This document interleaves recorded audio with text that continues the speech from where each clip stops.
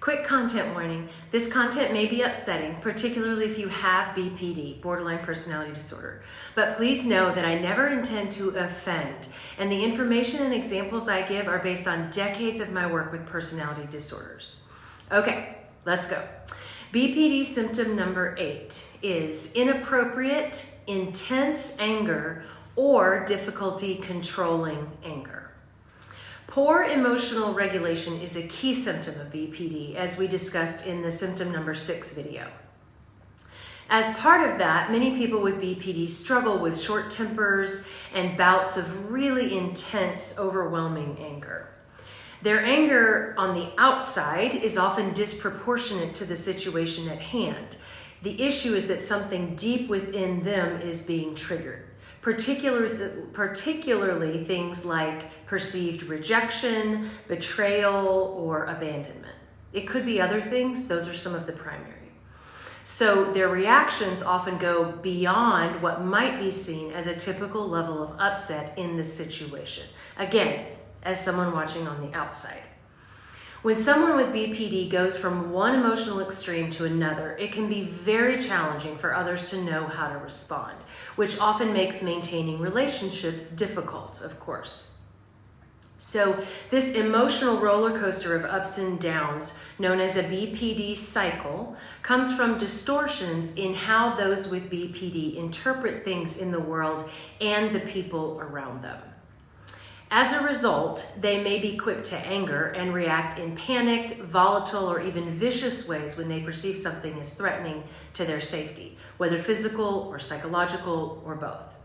For example, someone with BPD may be very loving and caring toward a love interest and then suddenly lash out and push their partner away when they perceive that the partner is distancing from or rejecting them in some way, even if that's not what the partner's actually doing. Now, as we've discussed with the other symptoms, this is a coping skill designed for self-protection.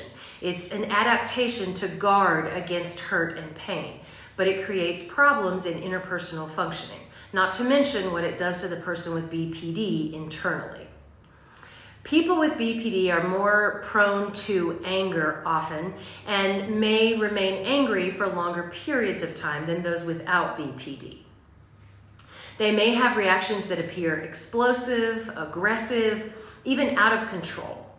Now, the amount of control that someone with BPD feels when they are reacting in these ways runs on a continuum, like a lot of things that we've discussed. So at the extreme end is a relative lack of control known as BPD rage, which is a period of intense anger or even blackout during which a person may lose awareness or memory of their actions.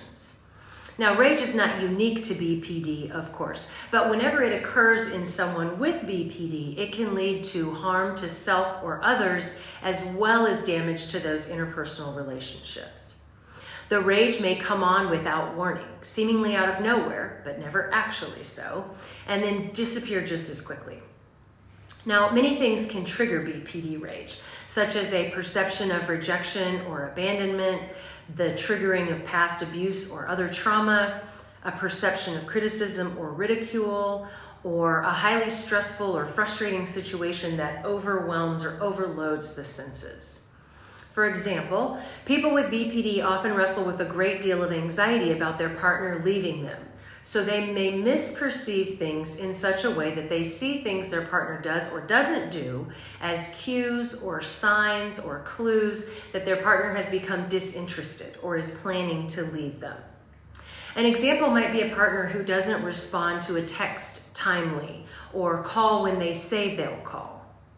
Often there's a good reason for the delay, but it's as though the person with BPD loses the ability to be compassionate or think outside the box because their own abandonment fears come rushing in and overwhelm them. Now, when this happens, the person with BPD may immediately pull back and ignore their partner. They might behave in a passive-aggressive way. They might lash out at their partner, or they may just straight up end the relationship to avoid further pain. Again, it's a coping skill, not a great one, but a coping skill nonetheless. In those with BPD who also have narcissistic features, You may see rage emerge when the person is in the midst of an idealized view of self and someone dares to question or criticize them.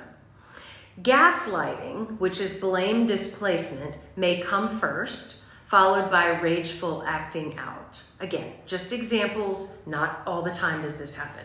Let me give you an example though of how a BPD trigger plays out. I call this strawberries can make you feel inferior. So Susie Q is working at a smoothie shop. A customer comes in and orders a strawberry smoothie. Simple enough. Susie grabs the strawberries to add to the blender. They remind her of the strawberry shortcake that her mom used to make for weekly family dinners, which then triggers her memory of how her dad used the family dinner table as a lecture hall.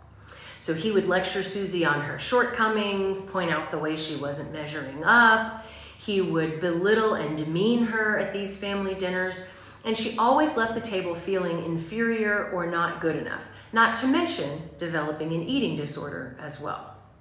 This got her really down in the smoothie making process, and she starts to tear up while she's making the customer's smoothie. So you can see how this innocent fruit triggered a whole cascade of thoughts and feelings that reminded her of her issues with inferiority, which started early in her life and relate to her self-limiting belief of fear of being unlovable or unworthy. Now, taking this a step further, if the sadness triggers anger, which it very often does in any number of people, BPD or not, Susie might throw the blender into the sink when she's done with it, or maybe she storms off in the middle of making the smoothie, something that looks out of character, out of the ordinary. Now, rage is another side effect of information processing errors and not mitigating various personal vulnerabilities. Vulnerabilities can be physical, emotional, environmental, or psychological. When those vulnerabilities are high, emotional reactivity will likely be high as well. Now, this is true for people without BPD to some degree, but the problematic information processing of people with BPD puts a sort of dirty magnifying glass on incoming information. And that clouds their ability to respond well. So some people with BPD refer to their manifestations of anger as outbursts, breakdowns, or meltdowns. I prefer to call them simply episodes. So how does this manifest?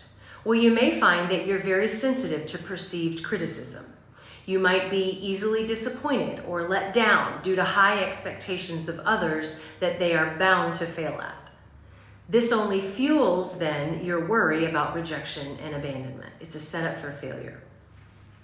You may have repeated experiences or episodes of intense anger that are often out of proportion to the situation at hand, again, for people watching from the outside. This is upsetting, and it disrupts your ability to plan and prepare. And then, as I mentioned, others may not know how to respond to you. They may shut down, they may fire back, neither of which is conducive to good communication and other healthy relationship patterns. Sometimes they may even leave, and this creates a sort of self-fulfilling prophecy around your rejection fears and abandonment issues. So the quote that goes along with this symptom is, "The punishment doesn't fit the crime," which speaks to the disproportionate nature of BPD rage. The punishment doesn't fit the crime.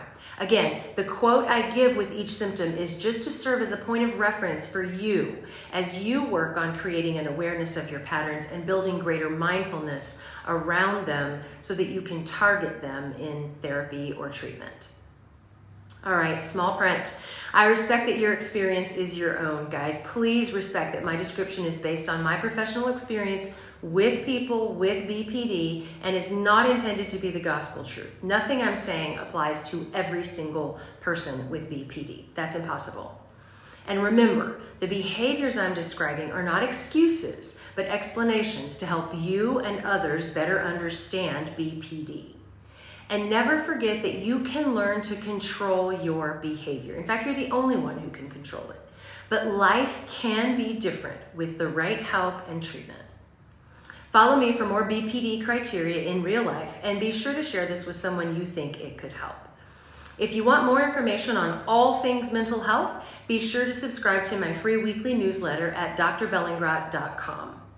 And if you want help with the negative automatic thoughts and self-limiting beliefs that drive your emotional reactivity, Just check out my online training using the website link in my profile. Talk soon.